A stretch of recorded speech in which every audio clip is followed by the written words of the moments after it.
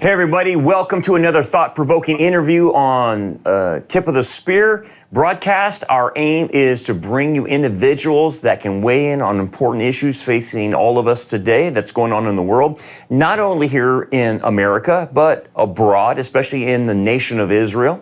And so today we're welcoming all the way from Israel, Danny the Digger Herman to the broadcast. He's a renowned private tour guide, expert in biblical archaeology. And in 2007, he founded his tour agency, Danny the Digger, to provide travel experiences rooted in his extensive knowledge. And he has a lot of knowledge. You need to follow this guy. Danny also lectures at Hebrew University, manages a popular YouTube channel, and participates in TV and many media projects. In fact, he participated in one of our media projects of Tip of the Spear. And we went down with him. He took us as a guide into the areas that were attacked by Hamas near the Gaza Strip, and we did a documentary that's going to come out in a few weeks, and you're going to be able to see Danny on that. And so we've gotten to know Danny. He's been a great guy with us that's helped us with information. And so we're going to pick his brain a little bit today. So Danny, welcome to the program. Good to have you here. Thank you, and honored to be on your show, Pastor Brandon. Yeah, man. Well, I know it's late there in Israel, so we won't keep you too long. But one of the things here in the United States is we've been hearing reports, and there's a lot of things coming in and out of Israel about what's going on with Hezbollah. And we heard these things that pagers were blowing up on Hezbollah operatives, and walkie-talkies were blowing up. And we were like, what's going on with that? Can you kind of fill us in on what was behind that? Yeah, what's going to be next? Toasters or electric toothbrushes? On a more serious note, this is an amazing Mossad operation that I don't think any James Bond movies ever even predicted. It's really an amazing, successful operation on Israel's side. Israel didn't officially admit it, but who else? Who else would be the person behind this? Right. Israel definitely has an interest to neutralize the Hezbollah combatants, and this operation is so precise. It hit only the guys who were using those pagers, who could only be activists of the terror organization, whether it's Hezbollah, Islamic Jihad, or even Hamas representatives. I think even the Iranian ambassador to Syria lost his eyes. Oh, really? Why is he holding a Hezbollah pager is an interesting question. Yeah, that is interesting. Yeah. Wow. All of this is part of an ongoing conflict between the existence of Israel and the Shiite proxy of the Iranians called the Hezbollah, which is like a gang, a terror organization which took control over Lebanon. And it's not just by chance, because Lebanon is a country that is internally torn for years. If you remember the 1970s when it had a civilian war, because it's a mix of Christians and Christian Muslims, there were also Jews and Druze, and these groups also split into fractions. So already Arafat used the vulnerability of Lebanon in the 70s and used it as a base, and we got him out of there in the first Lebanese war. But then Hezbollah stepped into the vacuum and is trying to appear as an ally of the Hamas. But both of them are actually proxies of the big super evil power of the Iranians. They were both nourished and sponsored, and the Hezbollah is even Shiite, which is the same kind of Muslim lead. And they are supposed to operate as the mad dog of the Iranians if we ever try to attack Iran, because they are pretty far from us. If they launch rockets against us, you saw what happened in April. We detected and neutralized 99% of them. Neutralizing Hezbollah attacks is more of a challenge. So continue on, because Hezbollah, you had mentioned to me off the air that Hezbollah is obviously the attack dog. So whatever they do, they're being told by Iran, right? Is that how it works? Yes, and their goal since October 8th, the day after the Hamas attack, is to create pressure on Israel to agree on the hostages release deal, which we all want them to be released, these poor souls, including babies and women and elders. But what the Hamas demands in return is the release of hundreds and thousands of murderers, of convicted terrorists in our jails.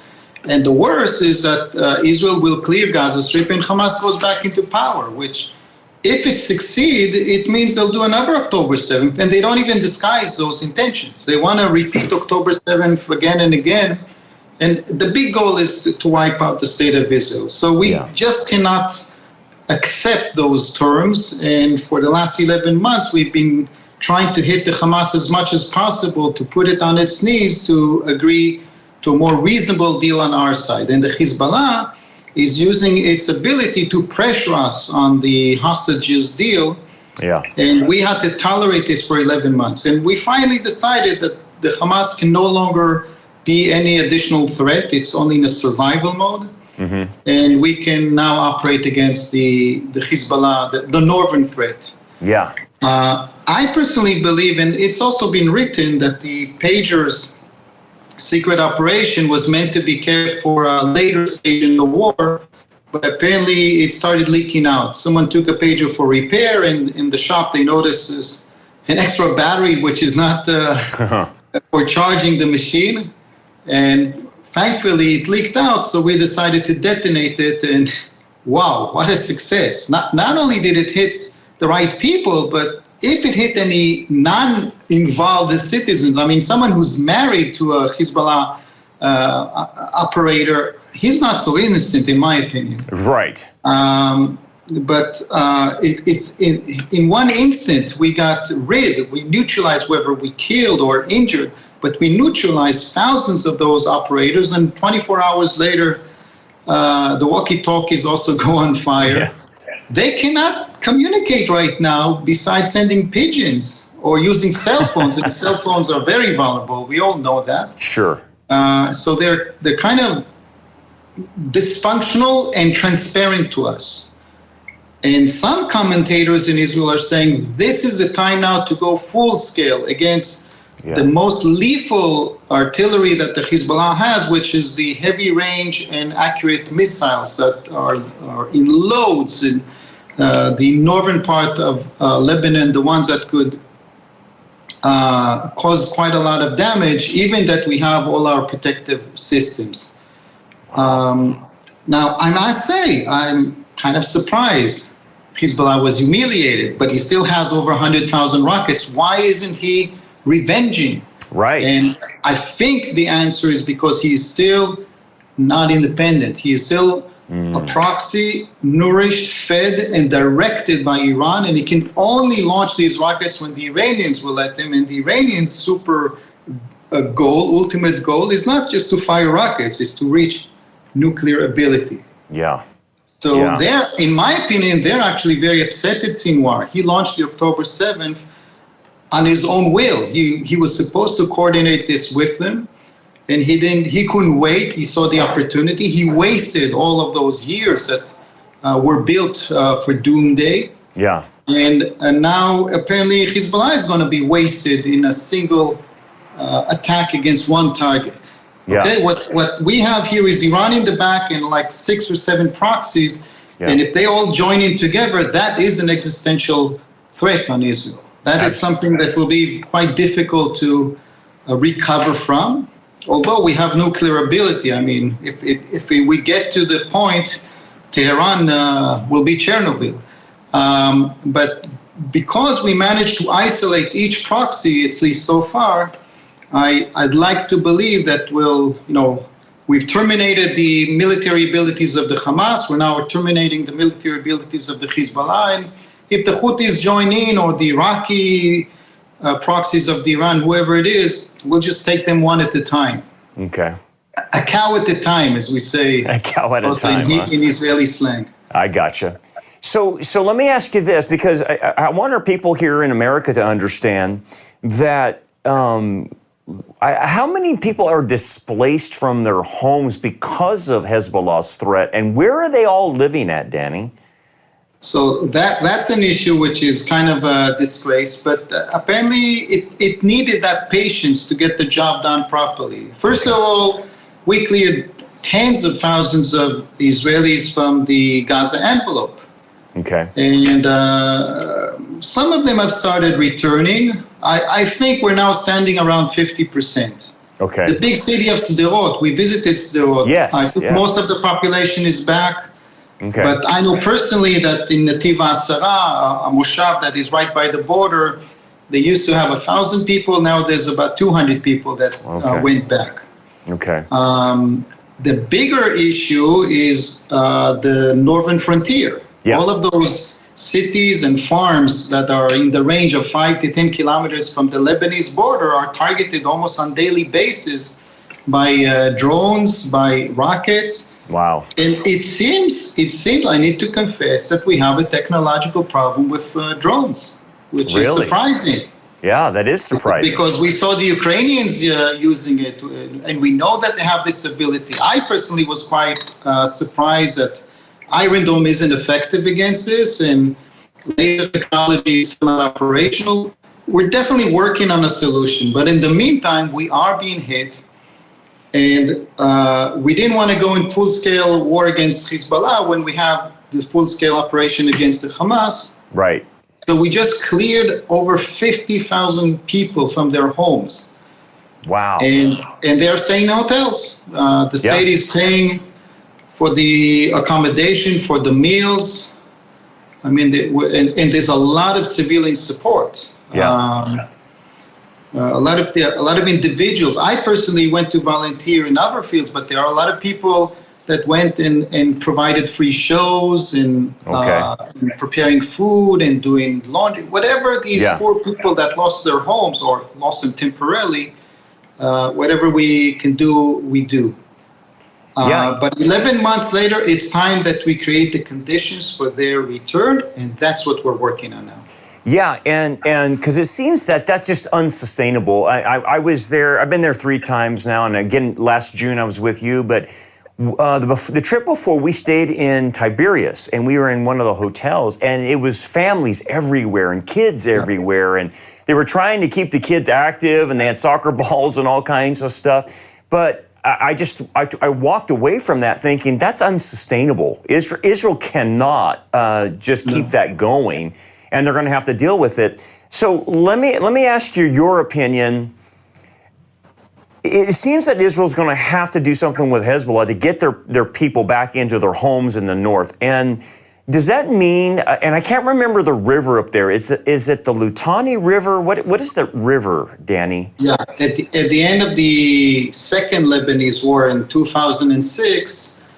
The UN Council voted that the Hezbollah cannot go south of the Litani, which is about a 10 to 15 depth of land in southern Lebanon, which if they're not there, they cannot fire directly into the homes. I mean, the long-range rockets can even reach a lot, but they're supposedly they're not that accurate. And also when they fly, there's enough warning time. We have Iron Dome, we have other systems. It's when they are so close to the border, and when they fire, it's an instant result, which makes it so deadly and dangerous. Right.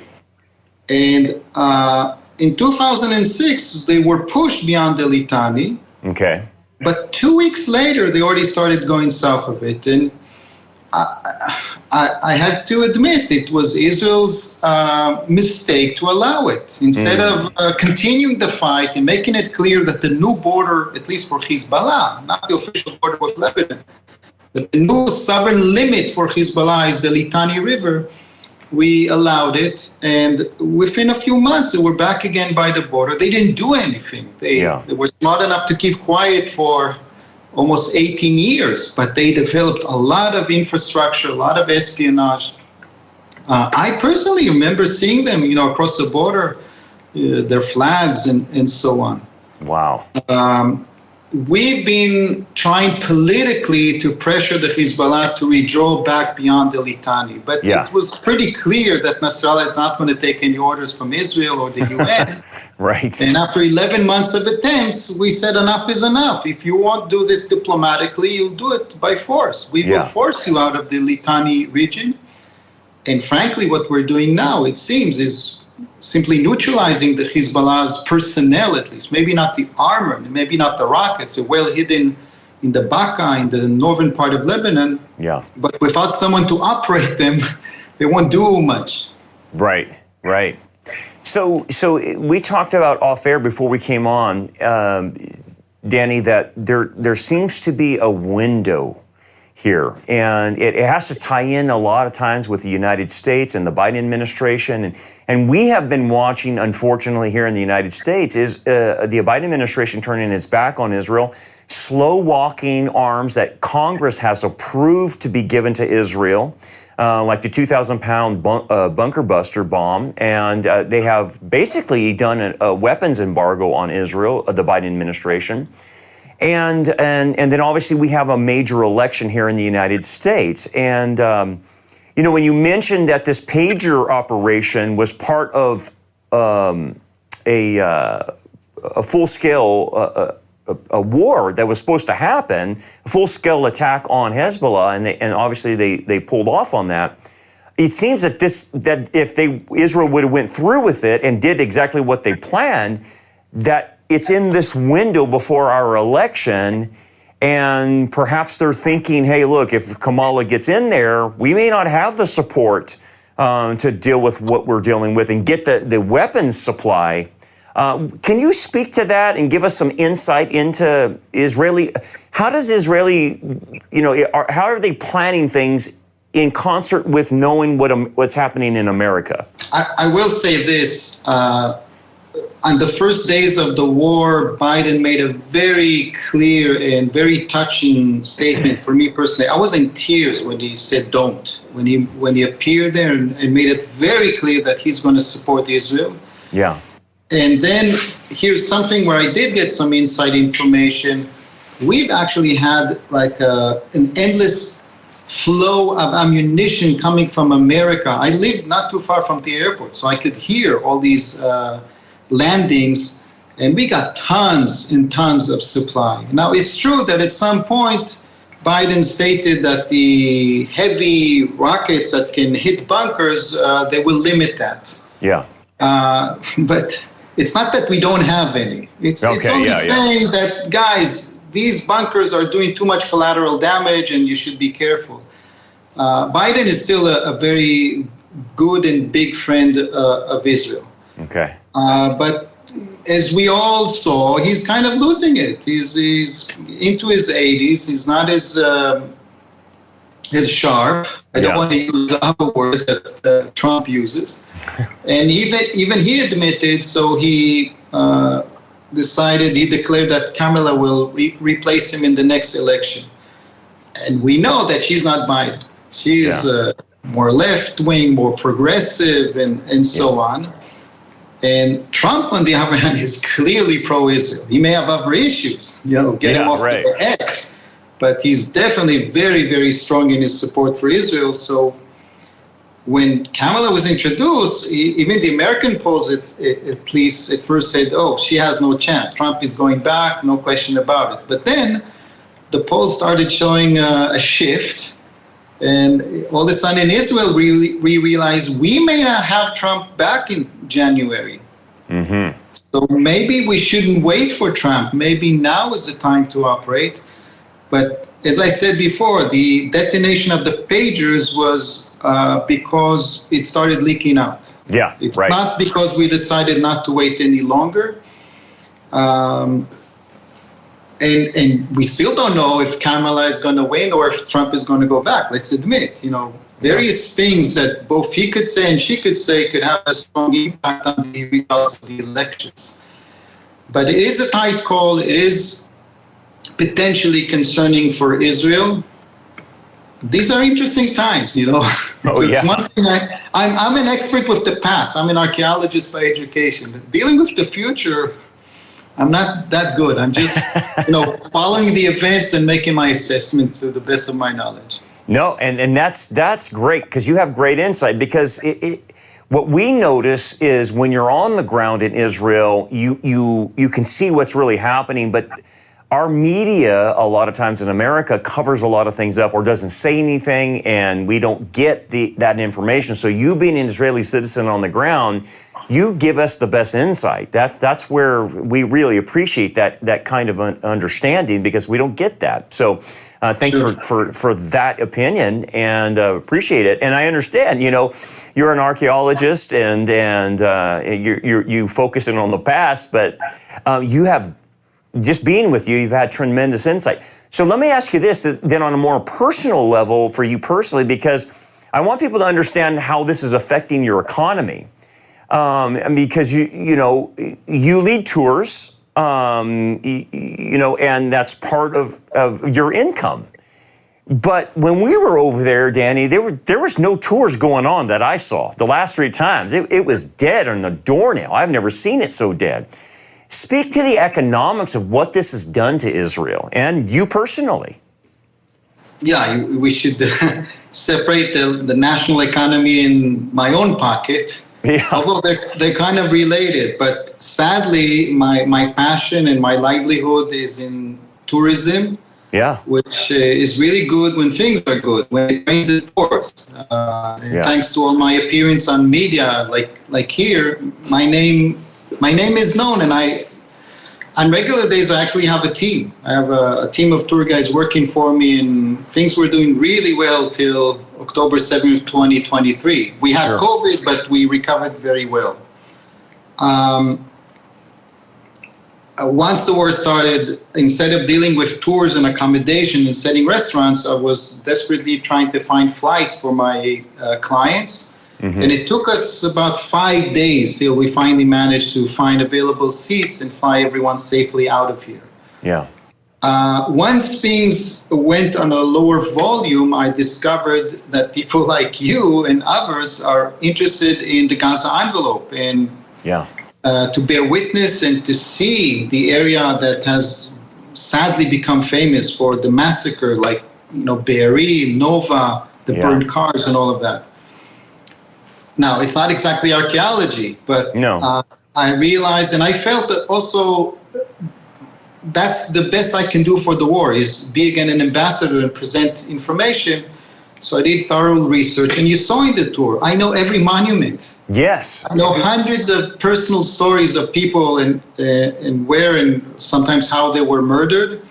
And it's important to bear those facts, because there are enough deniers that try to claim it didn't happen, or they were shot dead by Israel's airplanes, and a lot of nonsense like that. So the only way to confront it is with facts, just showing the facts again and again. Yeah. And actually, there was a certain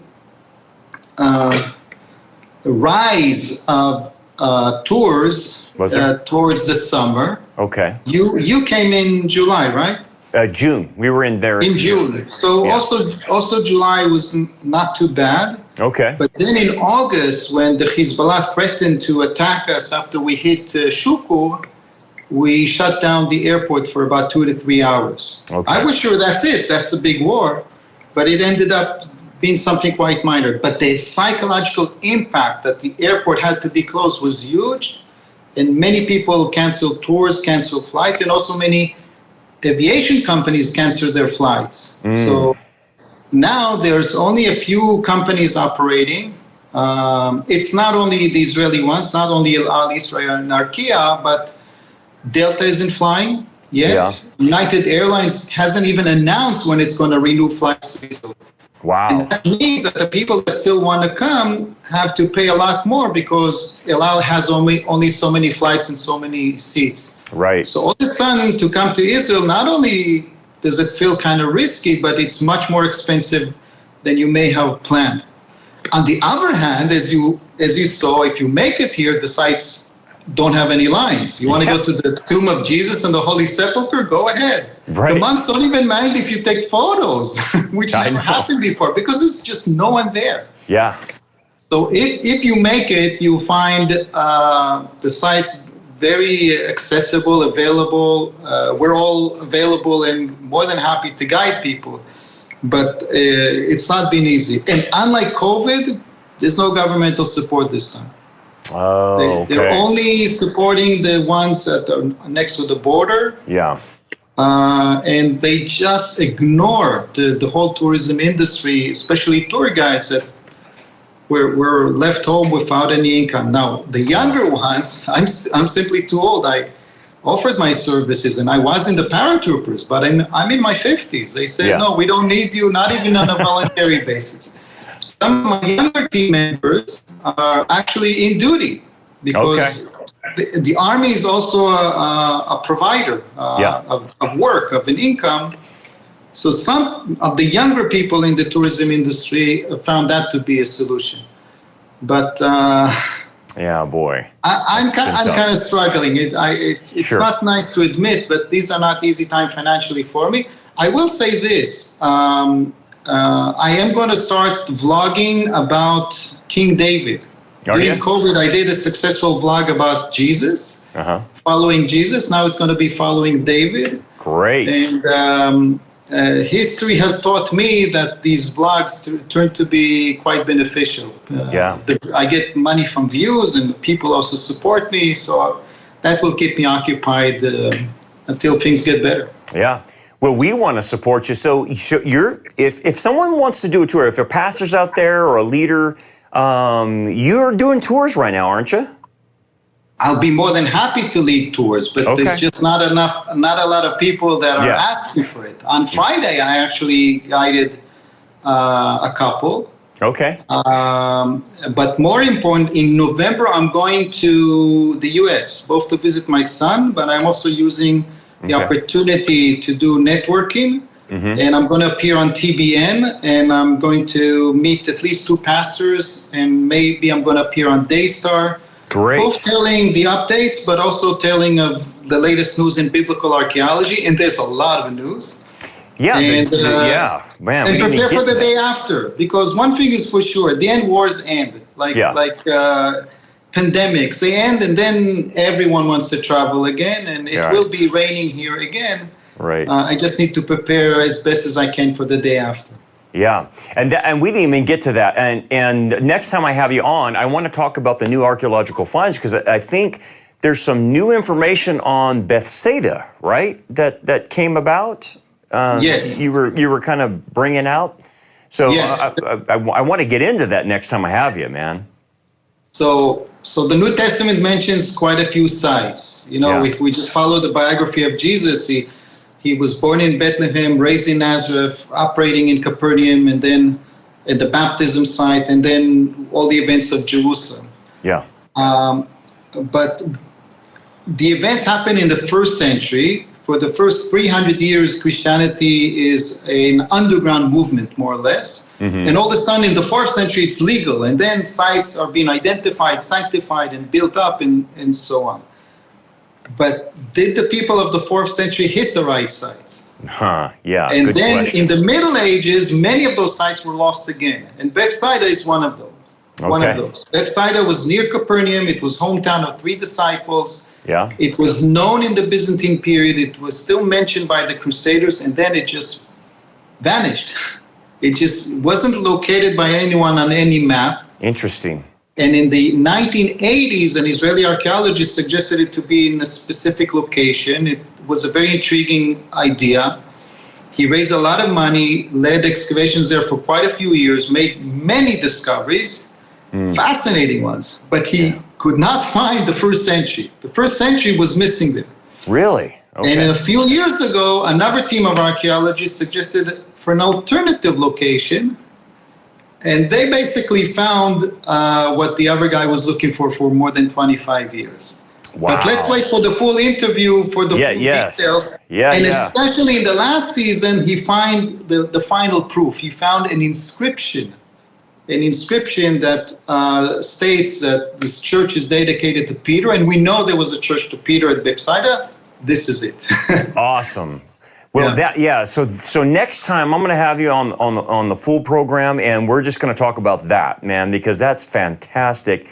And that's the great insight I get from you watching you, and that's what I want to recommend everybody to watch you, because I've watched you on Eric Stackleback's program and all your production, and you have tremendous insight, and we appreciate all that hard work you do, man. So. Sure. So anyway, we'll get a hold of you in a while. Danny, we have that documentary coming out with you, and I want to let everybody know that we did a lot of work with Danny on the ground there, and this documentary is going to story the attacks that happened on October 7th with Danny as the narrator and leading that through, and so it's going to be great. And so thank you for Danny for participating in that. But it is first class. It is world class. The information you're going to get on that in a couple weeks, we'll release that. And so thank you for that. So anyway, Danny, I got to let you go. I know it's late there in Israel, but man, you are a blessing. How do people find you if they want to hook up with your ministry, they want to hook up to your touring? Both individuals or pastors are more than welcome to go to my website. If they click Danny the Digger on the first result, they'll see a lot of information, a lot of tour proposals, and then just connect me either by WhatsApp or through the contact form, and let's start a dialogue of what kind of tour I can offer you or your group. I do want to thank you, Pastor Brandon.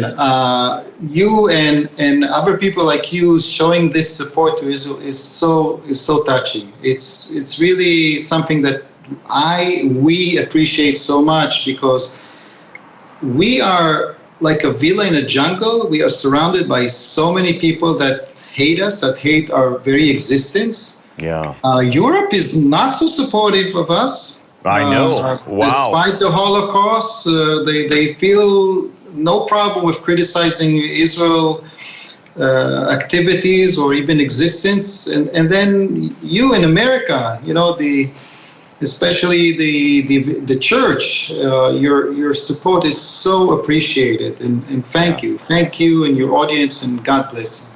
Yeah, thank you, Danny. And that's our love for Israel. It goes all the way back to the Abrahamic covenant. I will bless those who bless you, and I will curse those who curse you. And so we love you guys. We're praying for your safety, Danny, all the time. And of course, all of us here in America that love Israel are doing the same. So thank you so much. We'll be in contact, my friend. But God bless you, Danny. Thanks so much. Thank you. Thank you. Alrighty. Thank you, and God bless you. Thank you. And guys, thank you for tuning in. And again, we're going to have Danny back at a future date. He's going to talk about Bethsaida. And so thank you so much. Stay in tune with what's going on in the world, so you kind of have an idea of biblically what's happening, not only with archaeology, but also with current events, like what Danny was saying, what's going on in Israel. Because the Bible speaks to that. And so anyway, stay in tune, stay in touch with God, and we'll see you next time. God bless you guys.